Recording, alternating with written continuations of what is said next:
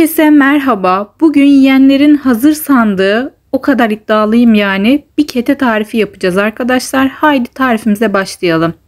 Önce bir yemek kaşığı tereyağı eritmekle işe başlıyoruz arkadaşlar. Dolu dolu bir yemek kaşığıydı. Gördüğünüz gibi gramajda da 87 gram yaptı. Daha sonra da 1,5 su bardağı un ilave ettik ve kavurmaya başlıyoruz arkadaşlar. Tereyağı eridikten sonra altını kısacağız. Yavaş yavaş kavuracağız. Ara ara da böyle karıştıracağız ki unumuz yanmasın. İlk etapta topak topak olmaması için sürekli böyle karıştıracağız gördüğünüz gibi. En başta böyle karıştırmazsak topak olacaktır ve açmamız çok zor olacaktır. Bu yüzden kavrulana kadar biraz karıştırıyoruz arkadaşlar.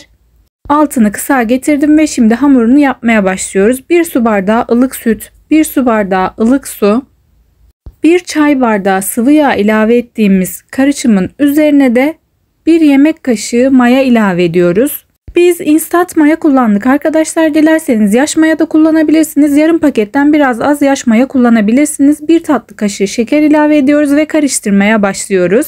Maya, süt, su ve şekerle güzelce karışıyor. Gördüğünüz gibi karıştırıyoruz. Daha sonra da üzerine ununu ilave etmeye başlayacağız. Yaş maya kullanan takipçilerim içinse yaş mayayı eritene kadar karıştıracağız arkadaşlar. Unu ilave etmeye başlıyoruz arkadaşlar. Toplamda 5 su bardağından biraz fazla un kullandık. Ama ilk etapta gördüğünüz gibi 4 su bardağına ekliyoruz. 4 su bardağından sonraki unu kontrollü şekilde ekleyeceğiz arkadaşlar. Üzerine 1 tatlı kaşığı tuz ilave ediyoruz ve annem yoğurmaya başlıyor. Hamur işi yaptığım her videoda söylüyorum arkadaşlar. Her un markasının yapısı farklı olduğu için miktar olarak da farklı eklemeler yapabiliriz. Biz dediğim gibi toplamda 5 su bardağından biraz fazla un kullandık. Bakın gördüğünüz gibi 5. bardağı da ekledim ve annem hala yoğurmaya devam ediyor. Hafif ele yapışan bir hamur elde edeceğiz arkadaşlar. Çok katı bir hamurumuz olmayacak arkadaşlar. Gördüğünüz gibi çok az daha ekliyorum. Yarım bardaktan daha azdı gördüğünüz gibi ve annem yoğuruyor. Kıvamı görüyorsunuz. Bu arada annem çok temiz çalışır. Koluna unu ben döktüm arkadaşlar. Hamuru annem güzelce yoğurdu. Bakın kıvamına hafif ele yapışan güzel bir hamur olacak. Annem yoğurduğu hamuru kenara alıyor ve mayalanması için yaklaşık 1 saat kadar bekletiyoruz arkadaşlar. Üzerini neyle kapatırsanız o da size kalmış. Gördüğünüz gibi artık unum güzelce kavruldu. Rengi artık beyaz değil, gördüğünüz gibi bayağı koyulaştı. Bu bizim için olmuş demektir. Kavrulan unumuzun içerisine de ceviz koyacağız arkadaşlar. Biz yarım su bardağı ceviz koyduk arkadaşlar. Gördüğünüz gibi hafif böyle büyük olacak, dişe gelecek şekilde. Dilerseniz daha fazla da ceviz kullanabilirsiniz. Bence ceviz çok da güzel bir tat veriyor. Ketede bence olmazsa olmaz ceviz. Lezzeti bir başka oluyor. Şimdi hamura süreceğimiz yağı eritiyoruz arkadaşlar. 1 yemek kaşığı dolu dolu tereyağını erittik. Üzerine de 1 çay bardağı sıvı yağ ilave ediyoruz. Ve ikisini güzelce karıştırıyoruz arkadaşlar. Çok kalorili bomba bir tarif gerçekten. Tereyağı, sıvı yağ, içerisinde her şey var ceviziyle falan. Ama efsane ötesi bir tarif arkadaşlar. Gerçekten çok güzel oluyor. Mutlaka ama mutlaka deneyin. Hamurumuz gayet güzel şekilde mayalandı. Şimdi annem onu bezelere ayıracak. Aklınıza gelebilecek bütün ayrıntılar tarifimde mevcut arkadaşlar. Her şeyi görsel olarak da size ayrıntısıyla göstermeye çalışıyorum. Annem hamuru kabından çıkardı ve bol unla artık beze yapmaya başlayacak. Biz toplamda 12 beze elde ettik. Büyüklüğünü falan da zaten göreceksiniz arkadaşlar. Annem hepsini aynı boyuta getirdi ve 12 eşit beze elde ettik. Bizim bu tarifimizden 12 tane kete çıktı arkadaşlar. Dilerseniz daha büyük de alabilirsiniz. Orası da tamamen size kalmış. Bakın bezeyi de bu şekilde yapıyoruz. Çok kolay bir şekil, gerçekten tahtanın üzerinde yapmak en kolayı diyebilirim. Önce tahtada şeklini verip daha sonra da gördüğünüz gibi eliyle beze şeklini veriyoruz.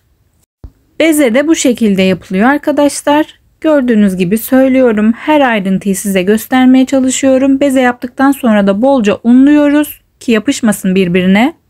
Hamuru yaparken de söylemiştim. Ele yapışan bir hamur kıvamımız olacaktı, hafif. Bezeler hazır arkadaşlar. Artık açmaya başlayacağız. Gördüğünüz gibi açacağımız tahtayı bolca unluyoruz. Üzerine de un döküyoruz hamurumuzun ve açmaya başlıyoruz. Açabildiğiniz kadar açabilirsiniz arkadaşlar. Boyutunu zaten göstereceğim size. İnce bir hamurumuz olacak. Söylediğim gibi büyüklüğü de tamamen size kalmış. Daha büyük bezelerle daha büyük şekilde hamurlar açabilirsiniz. 5 su bardağından biraz fazla unla 12 beze yaptık biz.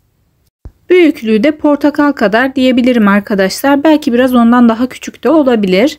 Hamuru açma işlemi bitti. İnceliği bu şekilde oldu. Büyüklüğünü yine görüyorsunuz. Şimdi diğer aşamalara geçeceğiz. Bu kete diğer ketelerden çok ama çok farklı arkadaşlar. Üzerine gördüğünüz gibi tereyağı ve sıvı yağ karışımını döküyoruz. Daha sonra da bir fırça yardımıyla güzelce dağıtacağız.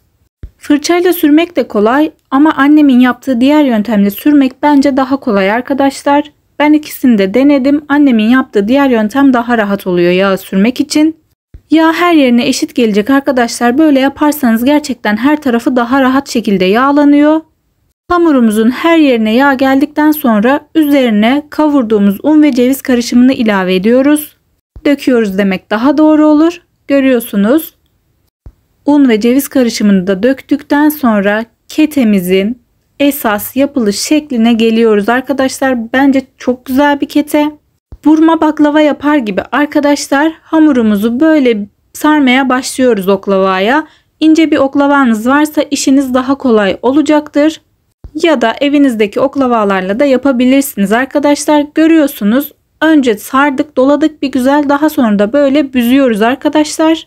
Büzdükten sonra da oklavadan çıkarıyoruz ve simit gibi yuvarlak olacak şekilde şeklini veriyoruz. Onu da nasıl yapmanız gerektiğini görüyorsunuz. Annem size gösteriyor. İçine böyle sokuyoruz ve hafifçe bastırıyoruz ki açılma yapmasın. Ve nefis ketemiz hazır. Güzelce tepsiye diziyoruz. 12 tane elde etmiştik. 12 tane ketemiz olacak. Hızlandırılmış şekilde de gösterdim. Kalan yağları üzerine sürüyoruz.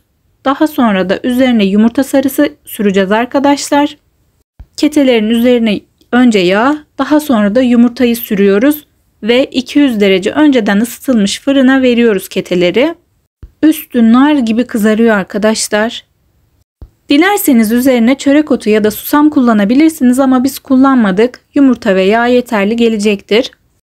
Gördüğünüz gibi ketelerimiz hazır ve dediğim gibi 200 derece önceden ısıttığımız fırına veriyoruz ve nar gibi kızarıyorlar. Kete hazır. Gördüğünüz gibi o kadar kıyır kıyır, o kadar lezzetli ki arkadaşlar size anlatamam. Zaten içine tereyağı kullandık.